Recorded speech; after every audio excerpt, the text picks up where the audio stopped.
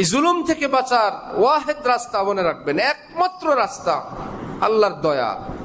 গায়ের জোরে হবে না, দেশের জোরে হবে না। কাফের মুশরিকরা আমাদেরকে দিয়ে খেলে, রাজনীতি করে। দেখছে যে মুসলমান ফিলিস্তিনের উপর জুলুম করে কারা?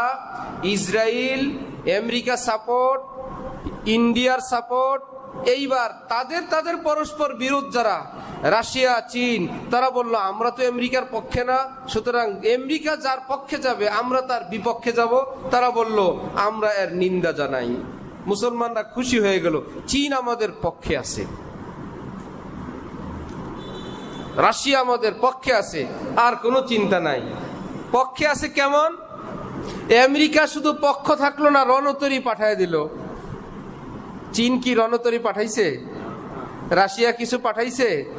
আমাদেরকে বলল যে ইসরায়েলের পক্ষে আমেরিকা, ফিলিস্তিনি মুসলমানরা, সারা পৃথিবীর মুসলমানরা আমরা তোমাদের পক্ষে আছি। কেমন পক্ষে? একটা বিবৃতি দিল, আমরা তোমাদের পক্ষে আছি। তার মানে তোমরা আমাদের গোলামি করো, আমেরিকার গোলামি করো না, এটা হলো পক্ষে আছি।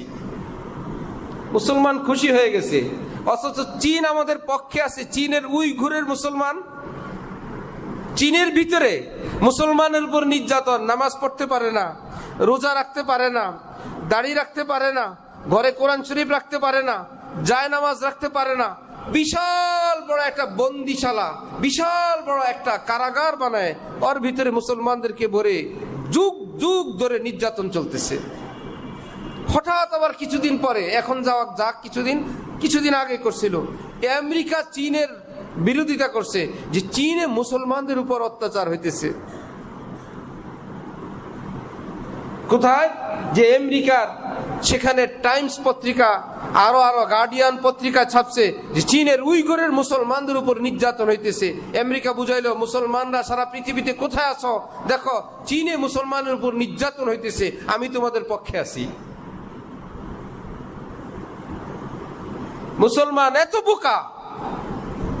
বোকা, আবার বলে হ্যাঁ চীনের মুসলমানদের পক্ষে আমেরিকা বিবৃতি দিছে। চীন মুসলমানদের পক্ষে বিবৃতি দিছে। সারা পৃথিবীতে যখনই মুসলমানের উপর নির্যাতন হয়, পার্শ্ববর্তী রাষ্ট্র ভারত সব সময় সে আগা গিয়ে বলে আমি তোমাদের পাশে আছি। যখন রোহিঙ্গাদের উপর অত্যাচার হইল, সে সাথে সাথে বলে দিল আমি সেই মিয়ানমারের পক্ষে, মুসলমানের বিপক্ষে। ইসরায়েল হামলা হইলো, ফিলিস্তিনে হামলা হইলো, সে সাথে সাথে গিয়ে বলল আমি ইসরায়েলের পক্ষে আছি। আবার হাসপাতালে হামলা হইলো, সারা মাহমুদ আব্বাস ফিলিস্তিনের প্রেসিডেন্টকে ফোন দিয়া বলল আমি আপনার সমবেদনা জ্ঞাপন করতেছি। মুসলমান খুশি হয়ে যায়। এই জন্য আমাদের চিন্তার সময়, ভাবনার সময় যে আমার দিন ইসলামের এই পরিচয়টা আমি কি একটা মিছিল পর্যন্ত সীমাবদ্ধ রাখবো, নাকি এর জন্য আমার একটা প্ল্যান প্রোগ্রাম হওয়া দরকার। ইহুদিদের ৮০ লাখের জনগণ, সেই দেশ, সেনাবাহিনী যে কয়েকজন আছে তো আছে, বাকি সমস্ত নারী পুরুষ সামরিক ট্রেনিং বাধ্যতামূলক। তাদের ইহুদি রাষ্ট্র রক্ষার জন্য সমস্ত নারী পুরুষ চাকরি করবেন, ব্যবসা করবেন। এই দেশে বেঁচে থাকতে হইলে আপনাকে সামরিক ট্রেনিং দিয়ে বাঁচতে হবে। ওখানে কোনো সাম্প্রদায়িকতার কোনো আলোচনা নাই, ভারতে কোনো সাম্প্রদায়িকতার আলোচনা নাই। মুসলিম দেশে যদি মুসলমানরা নিজেদের জান মাল, দিন, ইমান, দেশ রক্ষার জন্য কিছু হয়, এখানে সাম্প্রদায়িকতা চলে আসে। বাংলাদেশ থেকে বিবৃতি দিল, কি সুন্দর বিবৃতি, কি আমরা সব সময় ফিলিস্তিনের পক্ষে আছি। এটার এই বিবৃতির অর্থ হলো রহমান भी खुश रहे, शैतान भी नाराज न रहे। रहमान भी खुश रहे, शैतान भी नाराज न रहे। আল্লাহও খুশি থাকে, শয়তানও যাতে নারাজ না হয়। খুব সতর্ক অবস্থান থেকে সবাই কেউ কেউ চুপ, সামনে নির্বাচন, এই ব্যাপারে বিবৃতি দিলে বড় মোড়ল্লা যদি অসন্তুষ্ট হয়ে যায় তারা একদম চুপ। আর কেউ ভাবতেছে আমাদের সামনে রাজনীতি খেলার জন্য এইরকম একটা বিবৃতি দেয়া দরকার। সবই রাজনীতির খেলা। যারা বলছিল ভারত আর বাংলাদেশের সম্পর্ক কিসের মতন, স্বামী স্ত্রীর মতন, স্বামীতে চলে গেছে ইসরায়েলের পক্ষে, স্ত্রী কোন দিক যাবেন? এই জন্য ভেবে চিনতে নিজের জীবনটাকে সাজানো চাই। আমাদের কি নিয়ে খেলবে, খেলতেছে। আল্লাহ পাক বলে, লা তাত্তাখিযুল ইয়াহুদা ওয়ান নাসারা আউলিয়া, হে আমার ঈমানওয়ালারা শোনো, ইহুদি কেউ বানায় না বন্ধু, খ্রিস্টান কেউ বানায় না বন্ধু, তারা সবই তোমার শত্রু। লা তাত্তাখিযুল ইয়াহুদা ওয়ান নাসারা, নাসারা অর্থ খ্রিস্টান, ইয়াহুদ তো ইহুদি।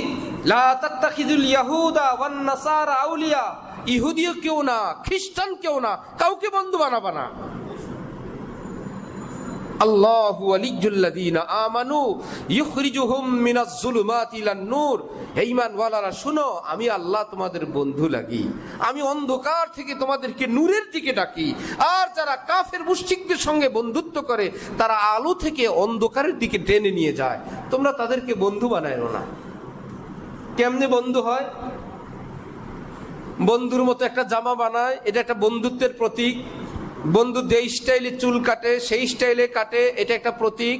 বন্ধুর মতো জুতা খরিদ করে, বন্ধুর মতো মোটরসাইকেল কেনার জন্য ঘরে কান্নাকাটি করে, বন্ধু যেই কলেজে পড়ে সেই কলেজে পড়ার জন্য কান্নাকাটি করে, এটা হলো বন্ধুত্বের একটা প্রতীক।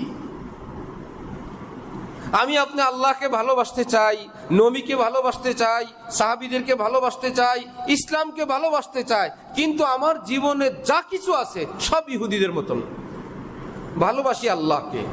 মনে রাখবেন, কশ্চিনকালেও মুসলমানের বিজয় আসবে না মুসলমান যতদিন সোজা না হবে। আল্লামা ইকবাল তখন ছন্দ লিখছিলেন, প্রসিদ্ধ ছন্দ শিকওয়া নাম, ফার্সি ভাষায়। কি শিকওয়া? মনে হয় যেন আল্লাহ পাকের ব্যাপারে অভিযোগ। আল্লাহ কোথায়? আল্লাহ না মুমিনের বন্ধু? বন্ধুর বিপদে বন্ধু আগায় আসে। আমরা মুসলমানরা সারা পৃথিবীতে মজলুম, নির্যাতিত। নির্যাতিত হওয়ার অবস্থায় বন্ধু যদি থাকেন, আপনি আমাদেরকে নুসরত করেন। এই ধরনের এমন সব কথা লিখছে, সারা পৃথিবীর বড় বড় অনেক আলেম তখন ফতোয়া দিছে, এটা নাস্তিক হয়ে গেছে। কোথায় আল্লাহ? আপনার বন্ধুরা মরতেছে, আপনি কোথায়? কিছুদিন পরে সে আবার উত্তর লিখলো, জবাবে শিকওয়া, ফার্সি ভাষায়। এতদিন বান্দার পক্ষ থেকে অভিযোগ আল্লাহর উপরে ছিল, আসলে অভিযোগ ছিল না, ওইটা একটা ভূমিকা ছিল। সামনে একটা কথা বলবেন, সেই কথা। এইবার আবার আল্লাহর পক্ষ থেকে তিনি জবাবে শিকওয়া লিখলেন, যেন আল্লাহ পাক বলতেছেন, কোথায় আমার সেই বান্দারা, ইমানদাররা, যাদের উপর আমি আমার নুসরতের সাহায্য করার ওয়াদা করছিলাম, তোমরা কোথায়? আমি তো তোমাদেরকে দেখি না। কোথায় আমার পাক্কা ইমানদার বান্দারা, যাদের সকাল থেকে সন্ধ্যা, যাদের এক পয়সা আয় থেকে প্রত্যেক পয়সার ব্যয় আমার হুকুম মোতাবেক, যাদের চেহারা আমার নবীর সুন্নতির নূরে নূরান্বিত, যাদের লেবাস আমার নবীর সুন্নতি নূরান্বিত, যাদের ঘর সংসার স্ত্রী সন্তান সব ইসলামের আলোয় আলোকিত, আমার সেই বান্দারা কোথায়, যাদের জন্য আমার ওয়াদা? দেখি তো না। যাকেই পরীক্ষা করি দেখি না, পরীক্ষায় ফেল। এই জন্য আমার ভাইয়েরা, আমাদের কষ্ট মনে আমাদের প্রতিবাদ করি, আমরা নিশ্চয়ই করব যে যার জায়গা থেকে, কিন্তু এটা অস্থায়ী। এটাকে স্থায়ী এবং এটাকে কার্যকর পদক্ষেপ এবং যথেষ্ট মনে করা আমাদের জন্য বোকামি হবে, অন্যায় হবে। কি করব? বিসমিল্লাহ দেই শুরু। ঘরে ছিল একটা ইহুদিদের কোনো চরিত্রের জিনিস, আজকে গিয়েই ঘর থেকে বাইর করে দিব। জীবনে ছিল ইহুদির কোনো স্মৃতি, আজকে জবাই করে দিব। ঘরে ছিল কতগুলো প্যান্ট পায়জামা টাকনুর নিচে, দর্জির কাছে নিয়ে আজকেই টাকনুর উপর পর্যন্ত কেটে ফেলবো। আজকেই ছিল চেহারা নবীর দুশ্মনদের মতন, আজকেই ওয়াদা করব আমার চেহারা আর সেই ইহুদি খ্রিস্টানের মতন থাকবে না। কারণ ইমানের সঙ্গে বাঁচতে চায়, ইমান নিয়ে দুনিয়া থেকে যাইতে চায়, কোনো গ্যারান্টি নাই। আজকেই চেহারা বানানো শুরু করলাম রাসূলুল্লাহ সাল্লাল্লাহু আলাইহি ওয়াসাল্লামের মতন। শাহ আব্দুল গনি ফুলপুরি বলতেন, ভারত উপমহাদেশের মুসলমানরা, তোমাদের জিহাদ করা লাগবে না, ছোট্ট একটা কাজ দেই, জিহাদ পরে করো, তার আগে একটা কাজ করো, পুরুষ মানুষরা শুধু সুন্নত মোতাবেক এক মুষ্টি দাড়ি রাখো।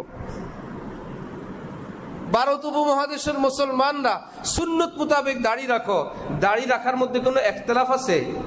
যে কোনো হুজুর বলছেন দাড়ি রাখতে হবে, আর কোনো হুজুর বলছেন না, নবীজি দাড়ি সবসময় শেভ করতেন, এইরকম কোনো একতলাফ আছে?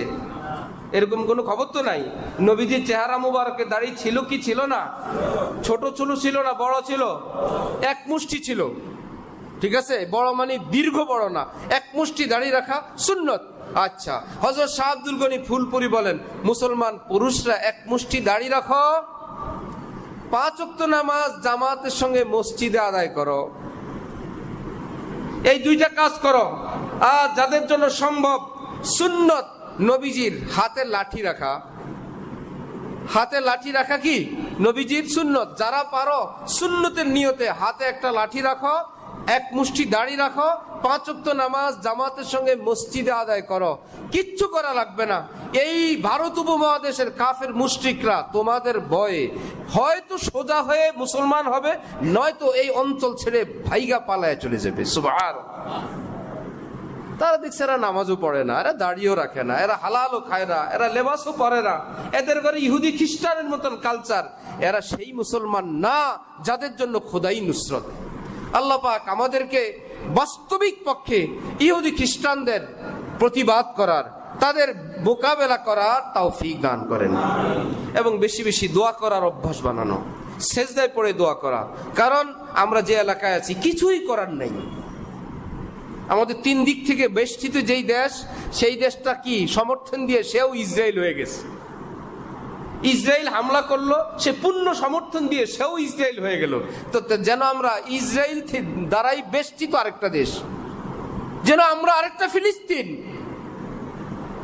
বেশি বেশি দোয়া করা। এই জন্য নবীজি দোয়া করতেন, আয় আল্লাহ, যারা আমাদের মোকাবেলা করে ধ্বংস করতে চায়, আল্লাহ আপনি তাদের ঐক্যকে আপনি ফাটল দিয়ে দেন। আয় আল্লাহ তাদের ঘর বাড়ি আপনি ধ্বংস করে দেন। আয় আল্লাহ তাদের অস্ত্র আপনি আগুন জ্বালায় দেন।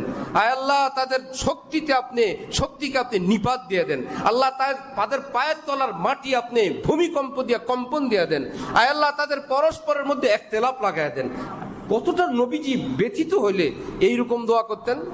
যেন দোয়া করা এটা একটা আমল। আল্লাহ পাক আমাদের সকলকে পেয়ারা রসুল সাল্লাল্লাহু আলাইহি ওয়াসাল্লামের সুন্নত শরীয়ত মোতাবেক